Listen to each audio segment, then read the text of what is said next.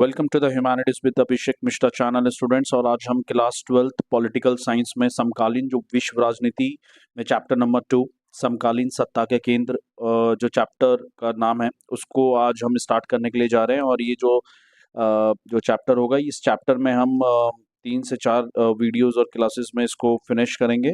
सो ये भी एक सीरीज होने वाली है विद फुल एक्सप्लेनेशन होने वाली है। सो स्टूडेंट्स, सबसे पहले आज हम देख लेते हैं कि समकालीन सत्ता केंद्र को, हम इस वर्ड को समझ लेते हैं। समकालीन सत्ता के केंद्र का मतलब यह है कि दुनिया की राजनीति में वर्तमान में या पिछले 10, 20, 30 सालों में और अभी तक वर्तमान में कौन से ऐसे देश या संगठन हैं जो दुनिया की राजनीति में एक प्रभाव रखती हैं, जो दुनिया की राजनीति को डायरेक्टली और इनडायरेक्टली प्रभावित करती हैं और अपने अनुसार दुनिया की राजनीति को करने की कोशिश करती हैं। तो ऐसे कौन से देश हैं, ऐसे कौन से संगठन हैं, तो उनके बारे में पढ़ना है। समकालीन शब्द का मतलब ही है कि जो एक ही टाइम पीरियड में सभी देश या संगठन हैं, वो कौन से ऐसे देश और संगठन हैं जो दुनिया की जिनके पास सत्ता है, शक्ति है, सत्ता का मतलब यहाँ पे शक्ति है, और वो दुनिया की राजनीति को प्रभावित कर रहे हैं और वो दुनिया की राजनीति के केंद्र बने हुए हैं। और इस चैप्टर में हमें वही समझना है। बहुत सारे ऐसे देश और संगठन हैं जो दुनिया की राजनीति में शक्ति का केंद्र या सत्ता का केंद्र बने हुए हैं, लेकिन आपके एनसीईआरटी और सीबीएसई के सिलेबस के अकॉर्डिंग हमें कुछ ही टॉपिक्स को ही इसमें कंसीडर करना है। सो सबसे पहले हम देख लेते हैं कि हमें इसमें क्या पढ़ना है। तो सबसे पहले हमें यूरोपियन यूनियन के बारे में पढ़ना है। यूरोपियन यूनियन क्या है, इसके बारे में जब हम टॉपिक स्टार्ट करेंगे तो वहाँ पे हम देखेंगे। उसके बाद एक संगठन है जिसका नाम है आसियान, इसका फुल फॉर्म क्या है हम वो भी देखेंगे। उसके बाद एक आर्थिक शक्ति के रूप में चीन का उदय, चीन कैसे एक दुनिया की इकोनॉमिक पावर बन गया, बड़ी इकोनॉमिक पावर बन गया। और इसी के साथ हम ये भी देखेंगे कि भारत और चीन के बीच में कैसे संबंध हैं। उसके बाद जो टॉपिक नंबर 4 होने वाला है वो जापान और साउथ कोरिया का होने वाला है, क्योंकि जापान और साउथ कोरिया भी दुनिया की राजनीति में एक एडवांस कंट्री हैं, एक विकसित देश है और दुनिया की राजनीति में को प्रभावित करने की क्षमता रखते हैं। और इसी क्षमता के मद्देनज़र हमें जापान और साउथ कोरिया के बारे में भी पढ़ना होगा कि दुनिया में शक्ति का केंद्र कैसे हैं। यहाँ पे सीबीएसई ने अपने जो 2024 और 25 में अपना जो सिलेबस जारी किया है उसके अकॉर्डिंग हमें यहाँ पे देखना है टॉपिक्स टू बी फोकस्ड। और ये वही टॉपिक्स हैं जो मैंने अभी अभी थोड़ी देर पहले आपसे डिस्कस किया है। यूरोपियन यूनियन के बारे में पढ़ना है, आसियान के बारे में पढ़ना है। और एक्चुअली आसियान का जो फुल नेम है वो है association of south east Asia nation, दक्षिण पूर्वी एशियाई सहयोग संगठन। जब हम इसको डिटेल में पढ़ेंगे तो हम वहाँ पे देखेंगे। उसके बाद rise of China as an economic power, एक आर्थिक शक्ति के रूप में चीन का उदय अभी हमने देखा। और उसके बाद जापान और साउथ कोरिया एक एमर्जिंग पावर, उभरती हुई शक्ति के रूप में कैसे है, ये हमें ये देखना है। जब आप ये टॉपिक्स कर लेंगे तो इस टॉपिक के बाद सीबीएसई आपसे ये उम्मीद करता है कि स्टूडेंट को इन टॉपिक्स के ऊपर क्या समझ होनी चाहिए। तो compare and contrast the importance of European union and ASEAN. CBSE आपसे ये उम्मीद करता है स्टूडेंट्स कि आपको ये पता होना चाहिए कि जब आप ये टॉपिक्स फिनिश कर लेंगे तो उसके बाद आपको ये पता होना चाहिए कि यूरोपियन यूनियन और आसियान के बीच में आप तुलना कर सकें कि दोनों में समानताएं क्या हैं और कॉन्ट्रास्ट, दोनों में अंतर क्या है, आप इसको समझने की क्षमता विकसित करें, ये सीबीएसई आपसे उम्मीद करता है। उसके बाद evaluate the extent of rise of Chinese economy. और फिर जो टॉपिक पर आपकी समझ ये होनी चाहिए कि चाइना एक आर्थिक शक्ति के रूप में कैसे उदय हुआ, कैसे चाइना ने एक आर्थिक शक्ति के रूप में बनने की अपनी जो यात्रा वो प्रारंभ करी। और उसके बाद उस जब चाइना दुनिया की एक बड़ी आर्थिक शक्ति बन गया तो उसका विश्व राजनीति पे क्या प्रभाव पड़ा है और पड़ रहा है और भविष्य में क्या पड़ने की उम्मीद है। तो आपको इसके बारे में समझ विकसित करनी होगी। और उसके बाद ही आपको इंडिया का रिलेशन पढ़ना है चाइना के साथ वर्तमान में। और इस टॉपिक को पर्टिकुलरली अगर मैं बात करूं, इस टॉपिक को तीसरे विषय के बारे में, तो भारत और चाइना का जो रिलेशन है, ये टॉपिक आपको चैप्टर जो बुक 2 है जिसमें स्वतंत्र भारत में राजनीति, चैप्टर नंबर 4, उसमें भी आपको डिटेल में पढ़ना होगा। तो यहाँ पे भी हम थोड़ा सा पढ़ेंगे और वहाँ पे भी देखेंगे। तो कुछ टॉपिक्स दोनों बुक्स के लिए ओवरलैपिंग है, तो जो टॉपिक्स आपको यहाँ पे समझ में आ जाता है वो टॉपिक अच्छी बात है, और नहीं तो अदरवाइज आपको वहाँ पे भी वो अच्छे से समझ में आ जाएगा। तो बेसिकली कहने का मतलब ये भारत और चाइना का रिलेशन आपको 2 जगह पढ़ना होगा। हम इसको आगे देखेंगे। सो इस प्रकार हम अपने चैप्टर को आगे बढ़ाते हैं। और इस चैप्टर में एक चीज़ मैं आपको यहाँ पे थोड़ा सा, जैसे कि ये 4 चैप्टर हम देख रहे हैं, तो यहाँ पे थोड़ा सा हम देख लेते हैं कि जब जो जिन विषयों का हमें 4 विषयों का मुख्यतः अध्ययन करना है, तो इन विषयों को हम 2 भागों में बांट लेते हैं कि ये विषय कौन-कौन से हैं। एक तो हमें, क्योंकि चैप्टर का नाम है सत्ता के केंद्र, तो दुनिया में देशों के पास भी शक्तियां हैं और कुछ ऐसे क्षेत्रीय संगठन या संगठन हैं जिसके पास भी शक्ति है, सत्ता है, जो दुनिया की राजनीति को प्रभावित करते हैं। तो हम इस चैप्टर में संगठन और कुछ देशों के बारे में पढ़ेंगे, कुछ देशों के बारे में पढ़ेंगे जिनके पास सत्ता या शक्ति है। और उस संगठन में दो संगठन के नाम पढ़ने होंगे हमें। एक है यूरोपियन यूनियन और दूसरा है आसियान। आप ये जो देख रहे हैं यूरोपियन यूनियन और आसियान, ये दोनों संगठन हैं और मुख्यतः ये क्षेत्रीय संगठन है और इनके बारे में हमें डिटेल में पढ़ना है। और कुछ देशों के बारे में पढ़ना है, जैसे कि यहाँ पे लिखा है चाइना के बारे में, चीन के बारे में पढ़ना है। दूसरा जो होगा वो साउथ कोरिया के बारे में पढ़ना है और तीसरा जो है जापान के बारे में पढ़ना है। तो ये 3 देशों के बारे में और यूरोपियन यूनियन और आसियान, तो ये 5 विषय हैं और 5 विषयों को 2 कैटेगरी में संगठन और देश के पर हमने इसको विभाजित कर लिया और इसी अनुसार, इसी पैटर्न के अनुसार हम इन टॉपिक्स को आगे कंटिन्यू रखेंगे। तो क्योंकि यहाँ पर मैंने बताया कि कुछ दुनिया में कुछ ऐसे संगठन हैं, क्षेत्रीय संगठन हैं, जिनके पास सत्ता है, शक्ति है, जो दुनिया की राजनीति को प्रभावित करने की क्षमता रखती है। तो सबसे पहले हम इसी विषय को, इसी शब्द को समझ लेते हैं कि क्षेत्रीय संगठन का क्या मतलब है, क्षेत्रीय संगठन वास्तव में होते क्या हैं। क्षेत्रीय नाम से ही लग रहा है क्षेत्रीय, क्षेत्रीय का मतलब क्षेत्रीय का मतलब एक ऐसा क्षेत्रीय संगठन का मतलब एक ऐसा संगठन जिसमें जो सदस्य देश होंगे वो आसपास एक दूसरे से क्षेत्रीय रूप से जुड़े होंगे, या मैं कह सकता हूँ पड़ोसी देश होंगे जिनकी सीमा एक दूसरे के साथ मिलती होंगी, साझा करते होंगे। अमूमन प्रायः ये देखा गया है कि जो क्षेत्रीय संगठन होते हैं उसमें जो क्षेत्रीय जो सदस्य देश होते हैं वो एक दूसरे से भौगोलिक रूप से पड़ोसी देश होते हैं, निकट के देश होते हैं। लेकिन वर्तमान में चुनौतियां वैश्विक राजनीति में अन्य चुनौतियां उत्पन्न हो रही हैं। दुनिया की राजनीति में अब कुछ ऐसे संगठन भी हैं जिसमें सदस्य देश क्षेत्रीय रूप से एक दूसरे से जुड़े नहीं हैं, लेकिन वो एक क्षेत्रीय संगठन के रूप में स्थापित हैं। बेसिकली अगर मैं आपको सम अप करूं कि क्षेत्रीय संगठन क्या है, तो इसमें 5 से 10 मेंबर होते हैं। अमूमन ऑन एन एवरेज आप किसी भी क्षेत्रीय संगठन में देखेंगे तो 5 से 10, 12 सदस्य देश होते हैं, जो दोनों ही कैटेगरी में होते हैं। ऐसे सदस्य देश जो क्षेत्रीय रूप से एक दूसरे के पड़ोसी देश होते हैं और जुड़े हुए होते हैं, वो भी क्षेत्रीय संगठन का हिस्सा होते हैं। और कुछ जो क्षेत्रीय संगठन के जो सदस्य देश होते हैं वो एक दूसरे से भौगोलिक रूप से या पड़ोसी तो नहीं होते, लेकिन उनके उद्देश्य समान होते हैं। उद्देश्य समान होते हैं कि वो दुनिया की राजनीति में उनके उद्देश्य समान होने के नाते वो एक दूसरे के साथ सहयोग स्थापित करके एक संगठन बनाते हैं। इन दोनों का एक अच्छा एग्जाम्पल है ऐसे क्षेत्रीय संगठन जो जिसमें सदस्य देश उद्देश्य के आधार पर एक दूसरे के नजदीक आते हैं। मैं उन संगठन में एक एग्जांपल है ब्रिक्स। ब्रिक्स का मतलब है B for Brazil, R for Russia, I for India, C for China और एस फॉर साउथ अफ्रीका। आप देख रहे हैं ये पांचों जो देश हैं भौगोलिक रूप से एक दूसरे से बहुत दूर दूर के देश हैं, परंतु इनके उद्देश्य आर्थिक और राजनीतिक उद्देश्य समान है, इसलिए उन्होंने एक संगठन बनाया और इसे भी हम क्षेत्रीय संगठन, ब्रिक्स को भी हम क्षेत्रीय संगठन की कैटेगरी में डालते हैं। उसके अलावा क्षेत्रीय संगठन में एक प्रकार का संगठन वो भी होता है जिसमें सदस्य देश एक दूसरे के साथ नजदीकी रूप से जुड़े हुए होते हैं, भौगोलिक रूप से जुड़े हुए होते हैं, पड़ोसी देश होते हैं। इसमें हम 2 प्रकार के संगठन देख सकते हैं, यूरोपियन यूनियन और आसियान। तो स्टूडेंट्स यहाँ पे ना आपको डेफिनेशन ऐसा नहीं देना है कि भाई क्षेत्रीय संगठन 2 प्रकार के होते हैं, क्षेत्रीय और उद्देश्य।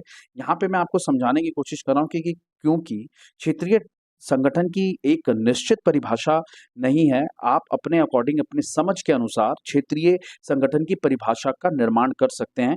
इसलिए मैं आपको यहाँ पे स्पष्ट बता देना चाहता हूँ कि क्षेत्रीय संगठन में कुछ देश, कुछ सदस्य देश क्षेत्रीय रूप से एक दूसरे के नजदीक वाले भी होते हैं और कुछ ऐसे देश भी सदस्य देश होते हैं क्षेत्रीय संगठन में जो प्राय जो अमूमन कह सकते हैं कि वो भौगोलिक रूप से एक दूसरे से जुड़े हुए नहीं है, पड़ोसी देश नहीं है, फिर भी वो क्षेत्रीय संगठन का हिस्सा होते हैं। मैंने दोनों के एग्जांपल्स आपको बता दिए। डेफिनेशन हम इसका कैसे कन्वर्ट कर सकते हैं। क्षेत्रीय संगठन 2 या 2 से अधिक देशों का एक समूह होता है। एक क्षेत्रीय संगठन में 2 से अधिक देशों का एक समूह होता है जिन और उन सदस्य देशों का समान राजनीतिक, आर्थिक और सामाजिक विकास का उद्देश्य होता है। आमतौर पर किसी क्षेत्रीय संगठन के सदस्य देश भौगोलिक रूप से एक दूसरे के करीब होते हैं, नजदीक होते हैं, लेकिन वैश्विक राजनीति में अपनी भूमिका को बढ़ाने के लिए कुछ क्षेत्रीय संगठन अन्य देशों को भी शामिल कर लेते हैं जो भौगोलिक रूप से उनसे जुड़े हुए नहीं होते हैं। इस प्रकार क्षेत्रीय संगठनों के उदाहरण हैं यूरोपीय संघ और ब्रिक्स, जो भी हमने अभी डिस्कस किया। ठीक है, तो क्षेत्रीय संगठन की यह परिभाषा आप दे सकते हैं। अमूमन एक लाइन में अगर आप समझने की कोशिश करें तो क्षेत्रीय संगठन क्या है। क्षेत्रीय संगठन 2 से अधिक देशों का एक समूह और एक संगठन होता है जिसमें सदस्य देशों के एक समान राजनीतिक, आर्थिक और सामाजिक विकास के उद्देश्य होते हैं। आप यहाँ तक भी डेफिनेशन दे सकते हैं। इसके बाद जो आगे की लाइन है वो एक्सटेंशन है। अगर 4 मार्क्स में और 6 मार्क्स में आ जाए तो आप आगे की बात को कंटिन्यू रख सकते हैं, अदरवाइज अगर 2 मार्क्स में आता है तो आप इतना भी लिख के आ जाएंगे तो मोर देन इनफ होने वाला है। उसके बाद ये क्षेत्रीय संगठन के उद्देश्य क्या है? भाई साहब, ये जरूरत क्यों पड़ती है कि क्षेत्रीय संगठन बनाया जाए? तो क्षेत्रीय संगठन पहली लाइन में हमने समझ लिया था, क्योंकि इनके विकास के उद्देश्य समान होते हैं। मतलब इनके जो क्षेत्रीय संगठन के उद्देश्य समान होते हैं, इसलिए सभी देश एक दूसरे के साथ संगठन के रूप में एक दूसरे के साथ सहयोग स्थापित करते हैं संगठन के रूप में या संगठन के माध्यम से। तो इसलिए इनका जो उद्देश्य होता है, क्षेत्रीय संगठन के सदस्य देशों के बीच राजनीतिक, सामाजिक और आर्थिक सहयोग को बढ़ावा देना सबसे प्रमुख क्षेत्रीय संगठनों का उद्देश्य होता है, या उनके कार्य भी होते हैं। क्षेत्रीय संगठन सदस्य देश के बीच एक दूसरे के पारस्परिक हितों को बढ़ावा देना होता है। पारस्परिक हित का मतलब होता है म्यूचुअल बेनिफिट, की मतलब सदस्य देश किसी भी क्षेत्रीय संगठन का, मैं एग्जांपल के तौर पे अगर लूँ तो यूरोपियन यूनियन, यूरोपीय संघ के जो सदस्य देश होंगे वो एक दूसरे देशों एक ऐसी नीति का निर्माण करेंगे, एक ऐसी अपनी नीति बनाएंगे जिससे न केवल उनको लाभ हो, बल्कि उनके संगठन में शामिल जितने भी सदस्य देश हैं उनको भी लाभ हो।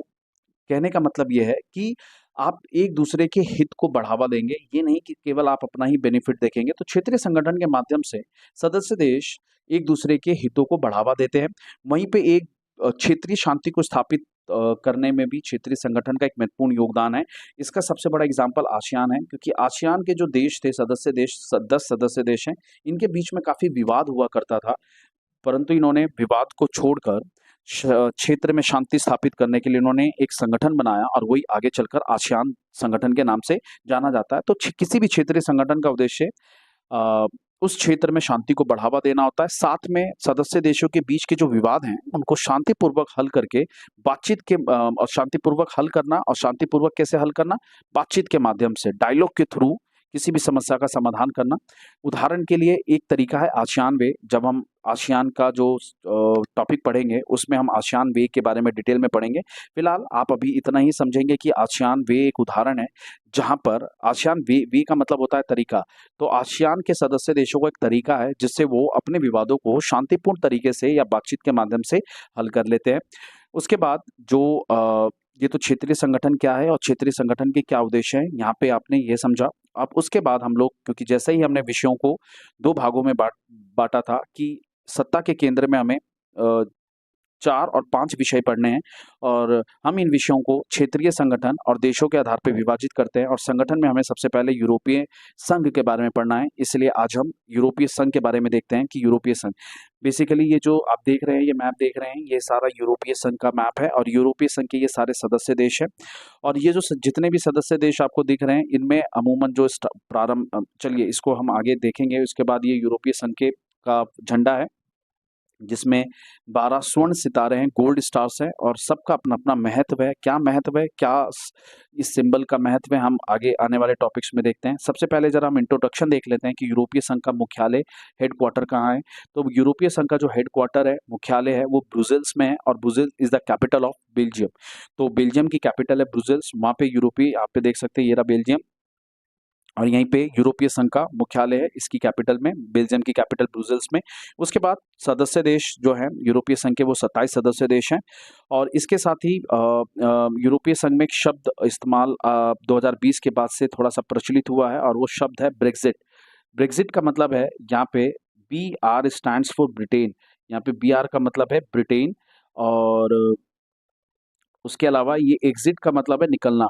सो पहले 2020 से पहले यूरोपीय संघ में 28 सदस्य देश हुआ करते थे, लेकिन ब्रिटेन यूरोपीय संघ से अलग हो गया, और इसी घटना को ब्रेक्जिट के नाम से जानते हैं। 2020 में ब्रिटेन द्वारा यूरोपियन यूनियन से अपनी सदस्यता को समाप्त करने की घटना को ही ब्रेक्जिट कहते हैं। स्टूडेंट्स, आप ये ध्यान रखेंगे कि BR जो है यहाँ पर ब्रिटेन को दर्शा रहा है, और एग्जिट किस चीज को दर्शाता है, कि एग्जिट का मतलब है कि जब ब्रिटेन यूरोपीय संघ से अलग होता है, उसकी सदस्यता को समाप्त करता है, उसी घटना को ब्रेक्जिट के नाम से जानते हैं। उसके अलावा यूरोपीय संघ का जो सबसे नवीनतम सदस्य है वो है क्रोएशिया नाम का देश है, और ये 2013 में यूरोपीय संघ में शामिल होने वाला नया सदस्य देश है।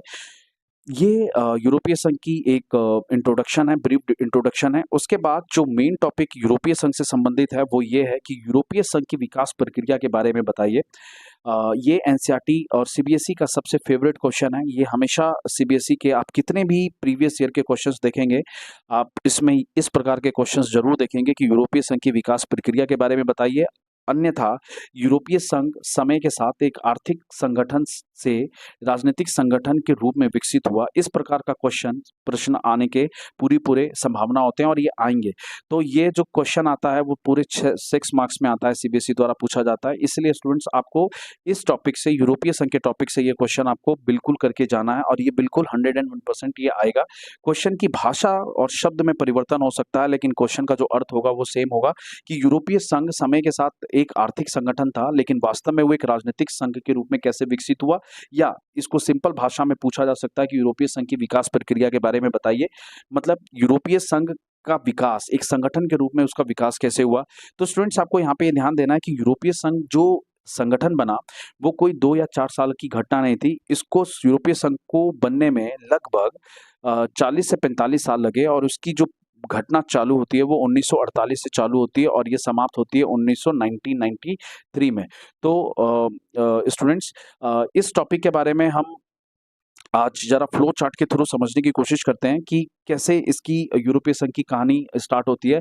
दरअसल यूरोपीय संघ की कहानी स्टार्ट होती है जब दूसरा विश्व युद्ध खत्म होता है। तो दूसरे विश्व युद्ध के खत्म होने के बाद जो पश्चिमी यूरोप का देश था, यूरोप को 2 भाग में बँट गए थे, पश्चिमी यूरोप और पूर्वी यूरोप। क्योंकि विश्व युद्ध खत्म हो गया था तो शीत युद्ध चालू हो गया था और शीत युद्ध के दौरान पूरा यूरोप 2 भागों में बँटा था, पश्चिमी यूरोप और पूर्वी यूरोप। पश्चिमी यूरोप का जो नेता था, पश्चिमी यूरोप का जो लीडर था, वो यूएसए था, अमेरिका था, और पूर्वी यूरोप का जो लीडर था, वो था यूएसएसआर था, जिसे हम सोवियत संघ के नाम से जानते हैं। और पश्चिमी यूरोप जब चूँकि यूएसए के नेतृत्व में था, यूएसए नेतृत्व कर रहा था, पश्चिमी यूरोप को सुरक्षा प्रदान कर रहा था, इसलिए पश्चिमी यूरोप ने पूंजीवाद की विचारधारा को फॉलो किया। परंतु बात क्या हुई कि जब सेकेंड वर्ल्ड वॉर खत्म हुआ तो पश्चिमी यूरोप के, खासकर ब्रिटेन, फ्रांस जैसे देशों की आर्थिक स्थिति काफ़ी खराब हो गई और इनके पास वित्तीय संसाधनों का अभाव हो गया। तो अमेरिका ने इनको वित्तीय सहायता प्रदान करने के लिए कुछ योजनाएं बनाई और यहीं से यूरोपीय संघ की विकास प्रक्रिया प्रारंभ होती है। तो बेसिकली 1948 में मार्शल प्लान बनाया गया अमेरिका द्वारा। जॉर्ज मार्शल अमेरिका के विदेश मंत्री थे और उन्होंने एक योजना बनाई, मार्शल प्लान। और इस योजना के तहत पश्चिमी यूरोप की अर्थव्यवस्था को पुनरुद्धार करना था। पुनरुद्धार का मतलब पश्चिमी यूरोप की अर्थव्यवस्था में सुधार करना और उन देशों की आर्थिक स्थिति में सुधार करने के लिए उन्हें वित्तीय सहायता देना। और यहीं से एक शर्त अमेरिका ने भी रखी कि अमेरिका ने कहा कि पश्चिमी यूरोप के देश, खासकर ब्रिटेन और फ्रांस, आपस में इनकी लड़ाई होती रहती थी। तो इन्होंने कहा कि देखिए, आप लोगों को सबसे पहले क्या करना होगा, आर्थिक सहयोग स्थापित करना होगा। आप पश्चिमी यूरोप के देश एक दूसरे के साथ सहयोग स्थापित करें और उसके बाद ही अमेरिका आपको और वित्तीय मदद देगा। तो यहाँ से कहानी स्टार्ट होती है कि जब मार्शल योजना ने उनको वित्त या सहायता देने की योजना बनाई, तो वहाँ से एक आर्थिक सहयोग की राह तैयार हो गई पश्चिमी यूरोप के देशों में। और 1948 में इसी मार्शल प्लान के बाद OEEC नाम का एक संगठन स्थापित हुआ और इस संगठन का नाम था organisation of European economics cooperation. Hindi medium students ये ध्यान देंगे कि इंग्लिश में याद करेंगे और आप इसको हिंदी में कन्वर्ट कर लेंगे, कुछ ज़्यादा कठिन नहीं है। आर्थिक सहयोग, यूरोपीय आर्थिक सहयोग संगठन इसका हिंदी में नाम होगा। और OEEC इंग्लिश में थोड़ा इजी होगा याद करना। तो OEEC जो organisation of European economic cooperation है, ये इस संगठन की स्थापना हुई और यहाँ से इन्होंने आर्थिक सहयोग की जो रणनीति है वो तैयार करी। अब देखिएगा, कहानी क्वेश्चन भी यही पूछ रहा है कि यूरोपीय संघ प्रारंभ में एक आर्थिक सहयोग संगठन था, लेकिन वो धीरे-धीरे एक राजनीतिक संगठन के रूप में विकसित हो गया। और आप यहीं से देख सकते हैं कि मार्शल प्लान के तहत या उसके बाद जो संगठन बना, OEEC organisation of European economic cooperation, एक आर्थिक सहयोग संगठन था। उसके बाद 1949 में क्योंकि आर्थिक सहयोग स्थापित हो चुका था, तो इन्होंने राजनीतिक सहयोग को भी स्थापित करने के लिए एक संगठन बनाया जिसका नाम था यूरोपीय परिषद। तो 1949 में यूरोपीय परिषद की स्थापना हुई। सीरीज में याद करेंगे स्टूडेंट्स, सीरीज में जितना याद करेंगे उतना अच्छा रहेगा। फिर 1951 में, अप्रैल 1951 में पश्चिमी यूरोप के 6 देशों ने पेरिस की संधि की। Paris is the capital of France, Paris की संधि की और एक और नया संगठन बनाया जिसका नाम था यूरोपीय कोयला एवं इस्पात समुदाय, जिसे इंग्लिश में कहते हैं European coal and steel community, है ना। तो मैं स्टील कम्युनिटी, तो ECSC एक समुदाय बनाया, ये भी एक संगठन बना। उसके बाद 1957 में रोम की संधि हुई और इस रोम की संधि के तहत दो संगठन बनाए गए, एक है यूरोपीय आर्थिक समुदाय EEC और एक बनाया गया यूरो एटम, यूरोपीय परमाणु ऊर्जा समुदाय। तो आप यहाँ पे ऑब्जर्व कर रहे होंगे स्टूडेंट्स की आर्थिक सहयोग संगठन से उनकी यात्रा प्रारंभ होती है, यूरोपीय संघ की बनने की यात्रा प्रारंभ होती है और धीरे धीरे इनके पश्चिमी यूरोप के देशों के बीच में संबंध इतने मजबूत होने लगते हैं कि अनेक प्रकार के संगठन का विकास होने लगता है। उसके बाद 1979 में यूरोपीय संसद के लिए पहली बार चुनाव होता है। पश्चिमी यूरोप के इन देशों ने यूरोपीय संसद की स्थापना कर दी और यूरोपीय संसद क्या था कि उसमें जितने भी सदस्य देश थे उन सदस्य देशों के प्रतिनिधि उस यूरोपीय संसद में चुनकर बैठे जाएंगे। तो पहली बार 1979 में यूरोपीय संसद के लिए चुनाव हुए। अब आप देख रहे हैं आर्थिक से प्रारंभ हुई थी यात्रा और संसद का मतलब यहाँ पे राजनीतिक सहयोग तक इन्होंने यात्रा पहुंचने लगे थे, राजनीतिक सहयोग स्थापित होने लगा था। उसके बाद 1985 में शेगिन की संधि हुई।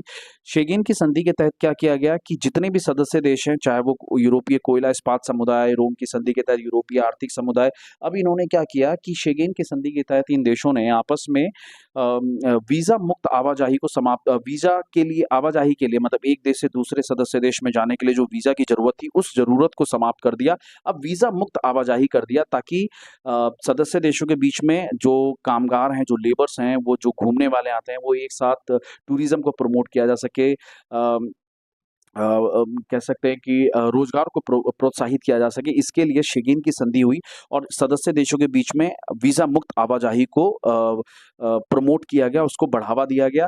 और उसके साथ ही 1992 में maastricht की संधि हुई और इस संधि के तहत अंततः यूरोपीय संघ की स्थापना हुई। तो स्टूडेंट्स आपसे ना MCQ में यही पूछा जाता है कि कौन सी संधि के तहत यूरोपीय संघ की स्थापना हुई, तो maastricht की संधि हुई थी 1992 में और इस संधि के ठीक कुछ महीने बाद 1993 में यूरोपीय संघ की औपचारिक रूप से स्थापना हो जाती है। और ये स्थापना, यूरोपीय संघ की स्थापना राजनीतिक सहयोग की एक पीक पॉइंट है, उच्चतम स्तर है। जो सहयोग आर्थिक रूप में स्टार्ट हुआ था, अब वो सहयोग राजनीतिक रूप में तब्दील हो गया है और यही इसकी यूरोपीय संघ की विकास प्रक्रिया है। ये फ्लो चार्ट है स्टूडेंट्स और इसी फ्लो चार्ट को जब आप स्टेटमेंट में कन्वर्ट कर देंगे तो ये आपका आंसर बन जाएगा। और 6 मार्क्स में अगर आप 8 पॉइंट्स लिख देते हैं, क्योंकि 150 वर्ड्स में आपको आंसर लिखना होता है, तो मोर देन इनफ होगा। और इस प्रकार फ्लो चार्ट आप पहले बना देते हैं तो इससे एग्जामिनर को एक बेसिक आइडिया मिल जाता है कि बच्चे को एग्जामिनेशन क्वेश्चन समझ में आ गया है। और एग्जामिनर को एक फायदा और होता है कि वो फ्लो चार्ट को देख के ही 60 और 70% आपकी इमेज क्रिएट कर लेता है कि बच्चे को आता है, तो वो माइन्यूट जो मिस्टेक है उसको भी वो इग्नोर करेगा। सो इसी पॉइंट को, इसी फ्लो चार्ट को आप स्टेटमेंट में कन्वर्ट कर देंगे, जो कि अब हम अगली क्लास में करेंगे स्टूडेंट्स। सो आई होप आपको ये टॉपिक अच्छे से समझ में आ रहा है और आज ये जो लेसन 1 है, पार्ट 1 है और आने वाली जो नेक्स्ट जो क्लासेस होंगे 2 से 3 क्लासेस में हम इस टॉपिक को फिनिश कर लेंगे। So that's all for today. Students don't forget to like, share and subscribe, ताकि आपको इस प्रकार के जो कंटेंट है और जो इस प्रकार के आपको जो सीरीज करवाई जा रही है क्लास 12 की, आपको कंटिन्यूसली इसका अपडेट मिलता रहे। So thank you.